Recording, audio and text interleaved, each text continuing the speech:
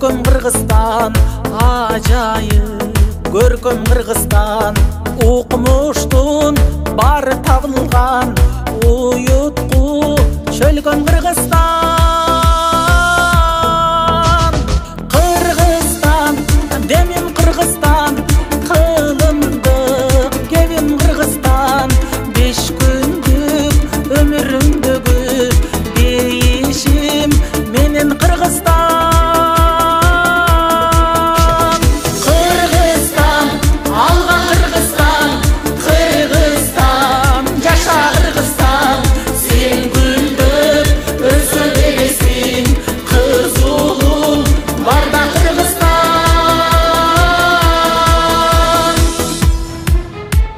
Эх, кандай кенен Кыргызстан, экинчи менен Кыргызстан, туйлаган тулпар улуңмун, тугармап берем Кыргызстан.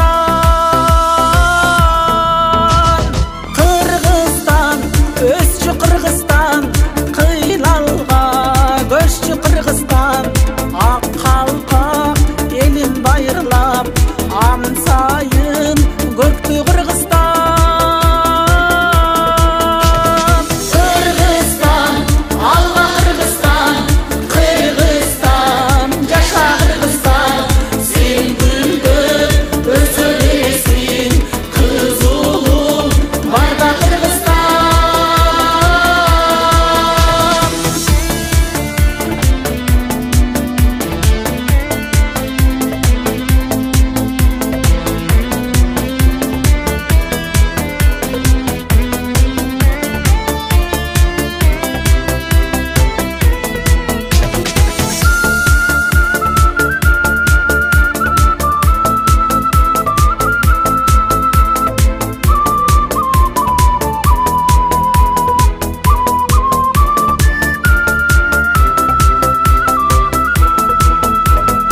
Өзүнчө дүйнө Кыргызстан, көрүнсүн көркүң жылдыздан, кубалап бакыт шаштырсын, куттарып күндө Кыргызстан. Кыргызстан демим Кыргызстан.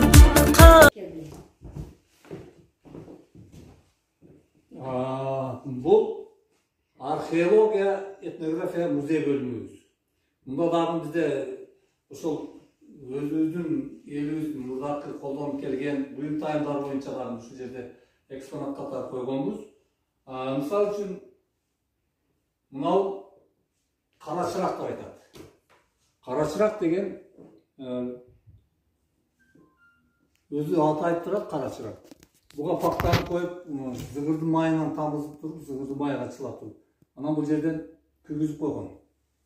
Биздин чырагыбыз мурда ушул болгондо, ушул жерден күйүп, таң атканча койсо дагы күйдүрө берген. Бирок эмне болгон?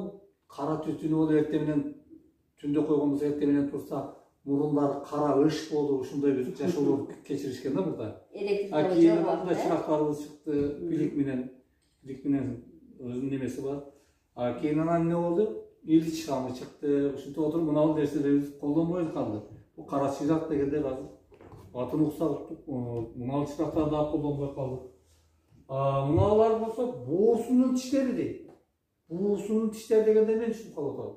Бул кош айдаганда, жер айдаганда ушуну атка, кош атка, кош өгүздөгү кош буусун жер айдаган ата бабаларыбыз.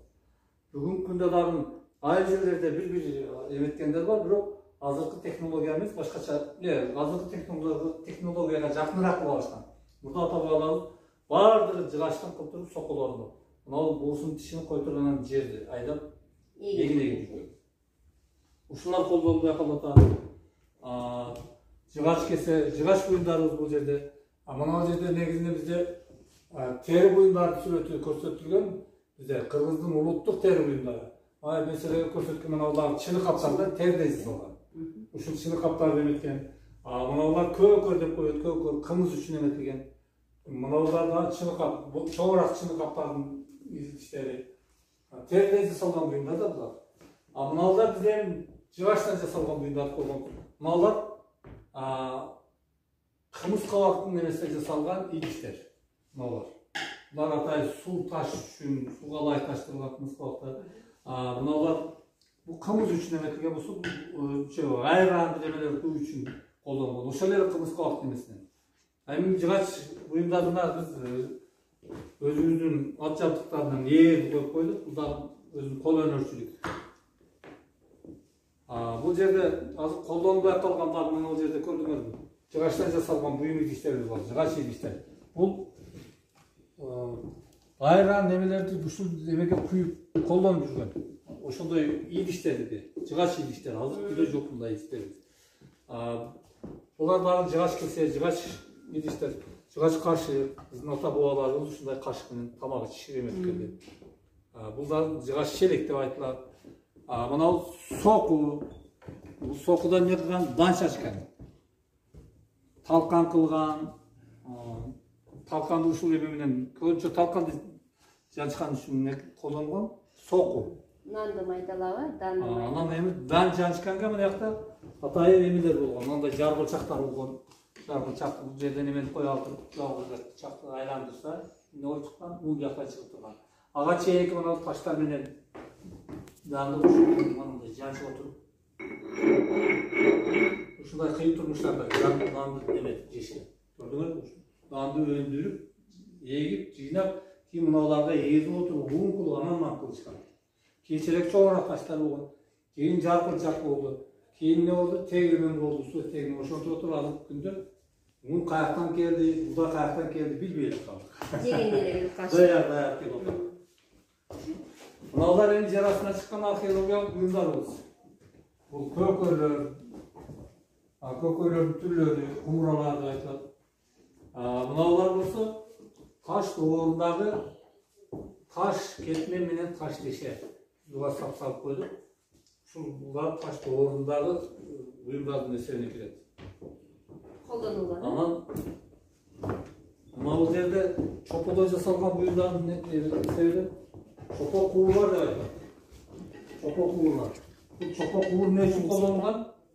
Бир жерден бир жерге таза суу алып барыш үчүн biz hazır nemini akıyor olalım. Burada turbo bina keser aldım ne? Şilayın bina akıyor olalım. Yer basman. Burada bizim ata boğalardan uşuldan jasap çopolum, kuyruk kılıp. Yerin aslından birliğe 26 tuta kuraştırıp oturup su alıp geldik. Gördünüz mü? Çopolum, kuğur dedik.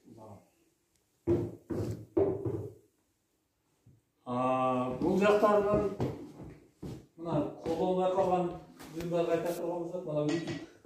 Ütüktü koyup alınlar. Buyumlarda var mı? Yok bu.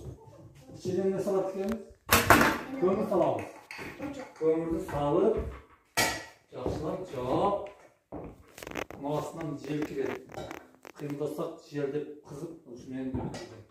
Ama birinci bizdeki ata babalarımız kollangan uruçkar. Şunayın bizde жазып adetlerdi. Siyah nedir bu? Şunda bir çıkabilir.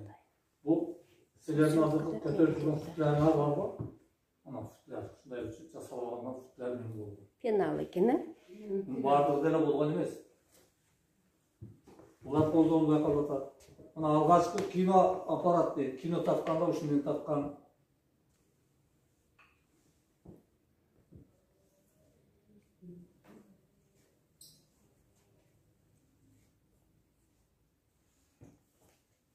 Bu algaçkı fotoaparat. Gördün mü? Temir buyumları boyunca sürekli. Негізінде мыналар самауырлар. Самауыр не үшін қолданып келгенбіз? Самауыр дегенде шай қайнатушыдан самауырлар түрлері. Бұл жақта асбестілер. Негізінен